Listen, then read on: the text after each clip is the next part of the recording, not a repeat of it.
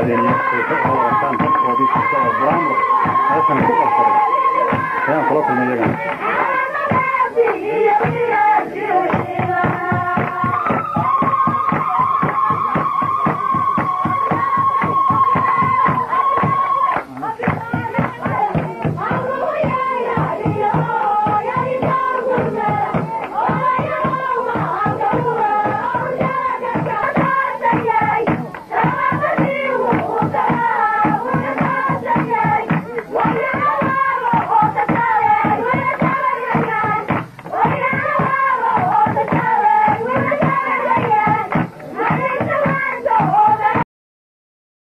مال السناوي وعها من آدي آد ومدح السراء الجيسك أفريقيا هي أفريقيا دور وين كله حق النبات قليلة حق محوها أفريقيا وإثيوبيا حرمتي مدح أفريقيا جيسك أفريقيا بقى قبل عامات هذا منطقة وحل كويت هلكا مدح هجابية آدي آد وقيمة بدن aad u ilaaliya nabadgelyada bandaqada geeska Afrika iyo dadka isku wadkiisa intaba Ethiopia aad iyo aad ayay Somaliland isku wanaagsan dadka ilaa waqtiga halganka hogaamiye aad iyo aad u qiimo badan aad u ilaaliya nabadgelyada bandaqada geeska Afrika iyo dadka isku wadkiisa intaba garidaas waa garin naxdin loo ku timid waxaan uga tacsiyadeynaa dadka Ethiopia iyo Afrika iyo geeska Afrika amahan aad iyo aad baan uga tacsiyadeynaa Somaliland وحلنا التعزية إلهي نقبل كل جيل إلهي نقبل كل جيل إلهي نقبل كل جيل إلهي نقبل كل جيل الجاري هراء دلك إثيوبيا رب جميل زناوي حرم أنا وتعزينه شعب كهرب إثيوبيا دولة إثيوبيا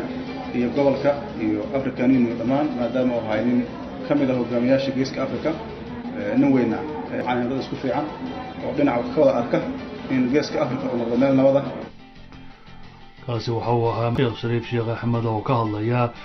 geerida ku timid ra'iisul wasaarihii hore ee Itoobiya Meles Zenawi oo xalay geeriyooday marar badan ayuu gacan ka siiyay la dagaalanka argagixisada marka runtii wuxuu ahaa cadawga geeska Afrika mar walba la dagaalama gaar ahaan argagixisada marka runtii kaalin muhiim ah ayuu ku fadhiyay Salaad Cali Jeelle saameynta geerida Meles Zenawi ee Soomaaliya